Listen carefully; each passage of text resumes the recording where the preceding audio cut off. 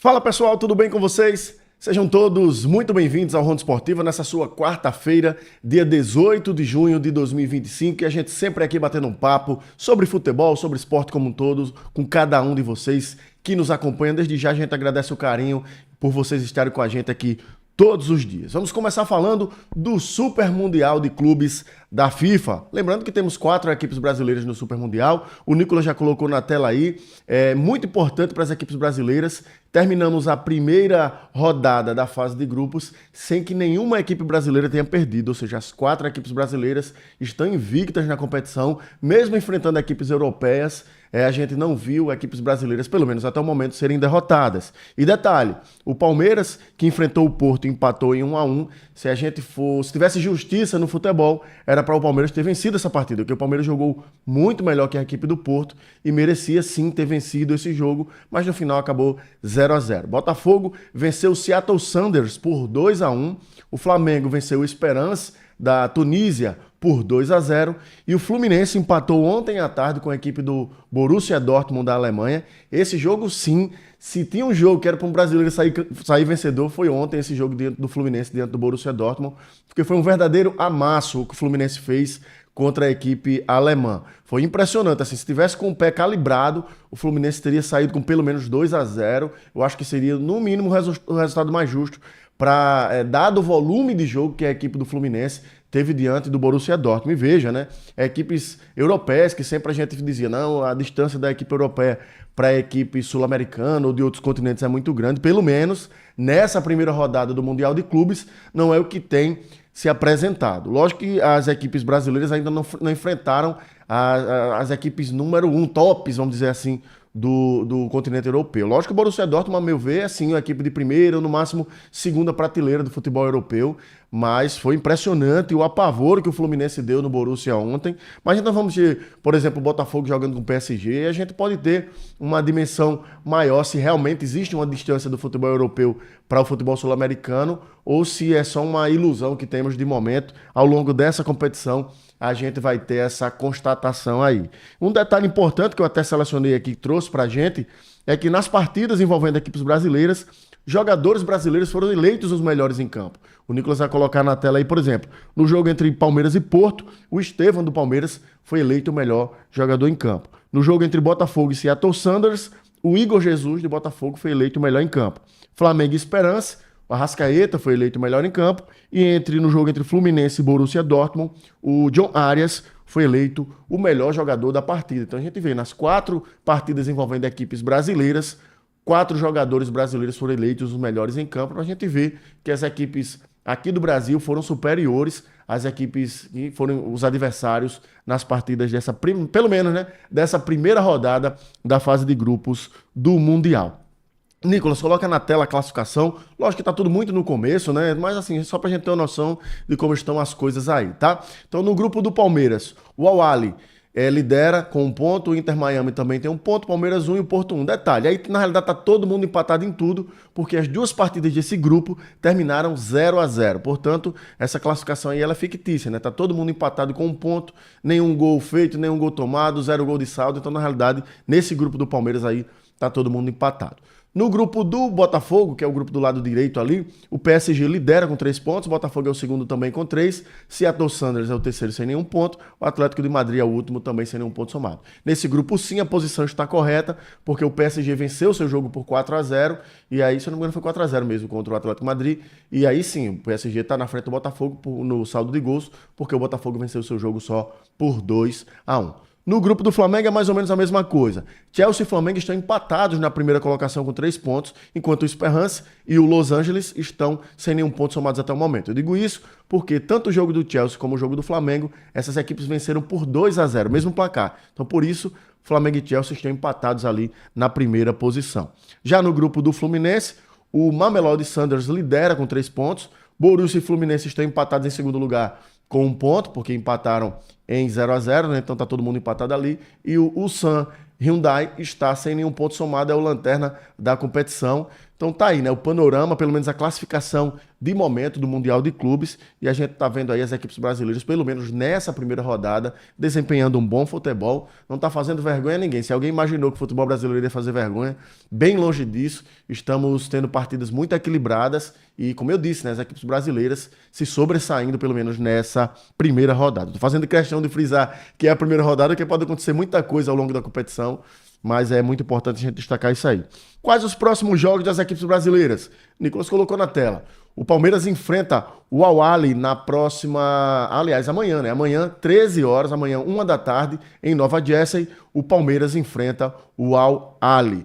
O PSG vai enfrentar o Botafogo amanhã, 10 da noite. Jogaço de bola. Esse aí não dá para perder no estádio Rose Bowl, às 22 horas amanhã. PSG e Botafogo. Flamengo entra em campo na sexta-feira, 3 da tarde, diante do Chelsea, lá na Filadélfia. Também um jogo muito bacana de se acompanhar, mas o confronto sul-americano contra a equipe europeia vai ser um jogo muito bom. Então, principalmente aí, Paris Saint-Germain e Botafogo e Flamengo e Chelsea, eu acho que vão ser os jogos aí dessa próxima rodada. E o Fluminense vai enfrentar o Ulsan no sábado, 19 horas, lá em Nova Jersey. Então aí a gente vai ter o fechamento da segunda rodada, pelo menos envolvendo equipes brasileiras. No sábado a gente vai saber todos os resultados, quem ganhou, quem perdeu, e quem sabe a gente comemora aí 4 vitórias de equipes brasileiras. É difícil, né? Teremos confronto com equipes europeias, não será fácil, mas a gente torce que as equipes brasileiras façam bons jogos aí, quem sabe consigam vencer nessa segunda rodada. Vamos falar agora de Série B. Ontem eu trouxe aqui o destaque do jogo entre a equipe do Volta Redonda e do Avaí. Eu disse, torcedor do Galo tem que secar o Avaí para o Avaí não vencer a equipe do Volta Redonda, senão o CRB perderia uma posição na tabela de classificação. E aí deu certo, né? Os secadores estavam ligados e deu certo. O jogo entre Avaí e Volta Redonda acabou 1-1. É o último ali dessa planilhazinha, dessa tela que o Nicolas colocou aí. O Volta Redonda empatou com o Avaí 1-1. O Avaí chegou a abrir 1-0. No placar, mas o Volta Redonda empatou no segundo tempo, resultado bom para o Galo, que se mantém na terceira posição. Vamos ver todos os resultados. Vila Nova perdeu em casa para o América Mineiro por 3-0, Paysandu venceu o Botafogo por 1-0, o Galo venceu o Goiás por 2-0, Atlético Paranaense venceu o Remo por 2-1, o Atlético venceu o Operário por 2-1, Atlético Goianiense e Coritiba ficaram no 0-0, Novo Horizontino venceu o Cuiabá por 3-0, o Criciúma venceu o Amazonas por 3-2, Chapecoense venceu Ferroviária por 2-1 e o jogo de ontem que eu já comentei, Volta Redonda e Avaí ficaram no 1-1. Classificação na tela, Nicolas, para a gente acompanhar, tá aí na tela a classificação da Série B do Campeonato Brasileiro após o final da 12ª rodada de número 12 finalizada, tá aí, Goiás na liderança 26 pontos, Novo Horizontino é o segundo 25, o terceiro é o Galo da Praia com 21 pontos, muito bem na competição, o CRB. O quarto é o Coritiba também com 21, o quinto Cuiabá com 21 também, sexto o Avaí com 20, sétimo Remo também com 20,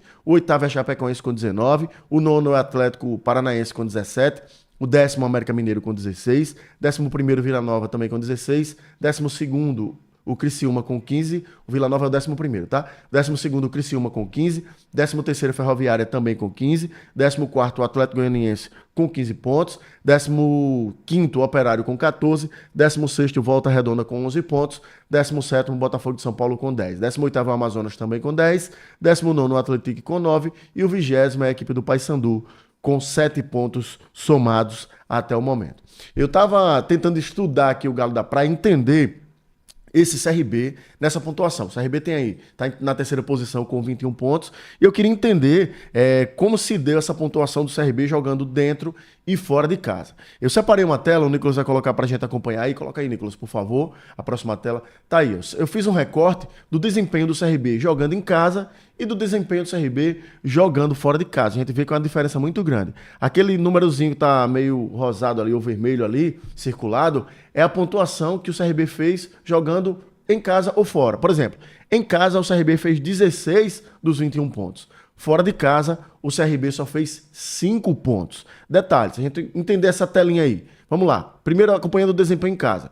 Dos 6 jogos que o CRB fez em casa, o CRB venceu 5, empatou 1 e não perdeu nenhum. Fez 8 gols e tomou apenas 1 gol. Veja que isso aí é uma campanha de líder de campeonato. O CRB consegue minimamente não ser tão ruim fora de casa, certamente o CRB estaria brigando pela liderança da competição. Só que aí quando a gente acompanha o desempenho do CRB fora de casa, a gente vê aí, ó, 6 jogos, apenas uma vitória fora de casa, 2 empates, 3 derrotas, fez 5 gols e tomou 8. Então tá aí, a diferença é abissal entre o desempenho do CRB em casa e fora. Então o CRB precisa muito melhorar o desempenho fora de casa se quiser brigar assim de verdade mesmo para ficar entre os 4 primeiros ali na competição.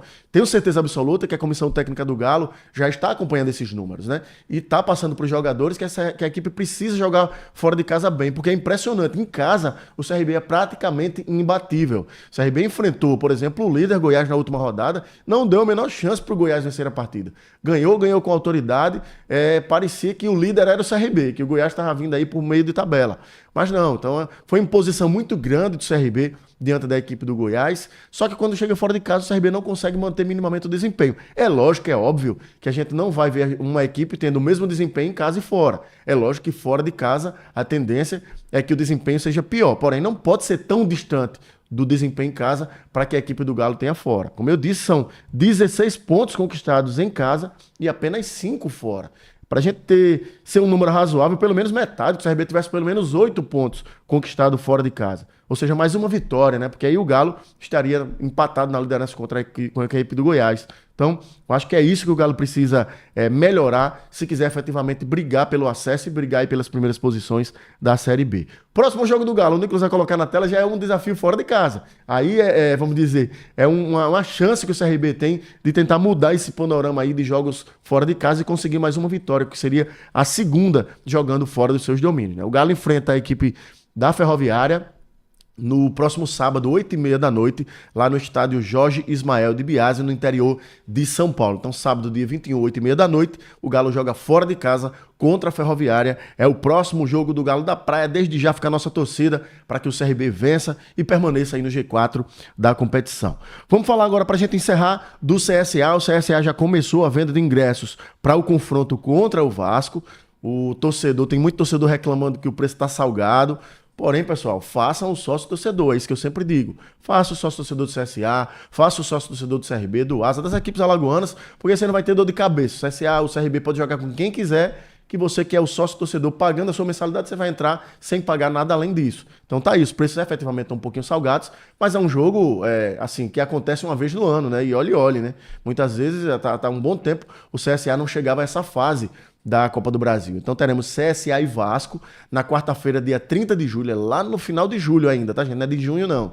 30 de julho, o jogo às 19 horas aqui no Estádio Repelé, e o segundo lote já está à venda aí para quem quiser comprar. Tá aí, arquibancada baixa, tanto mandante como visitante, R$60 a meia, 120 a inteira. Arquibancada alta, a grande arquibancada, está custando R$120 a meia, 240 a inteira. A arquibancada alta curva, tanto a visitante como para a equipe local, para a torcida do CSA, 120 a meia, 240 a inteira. E as cadeiras, R$300 a meia, R$600 a inteira. Onde vende? Na loja do Azulão, na Polisport, na Quiosque Sport, na Carajás e na Viva Alagoas. Se você não quiser se deslocar até esses pontos, também pode comprar os seus ingressos de forma online através do site futebolcard.com. Então tá aí esse segundo lote e acaba rápido. Ontem o CSA disponibilizou um lote pela manhã e no início da tarde já tinha acabado esse primeiro lote. Vai agora para o segundo lote, um pouco mais caro, e a tendência é que o ingresso vai ficando mais caro conforme os lotes forem acabando. Então se você é torcedor do CSA ou do Vasco e quer acompanhar essa partida,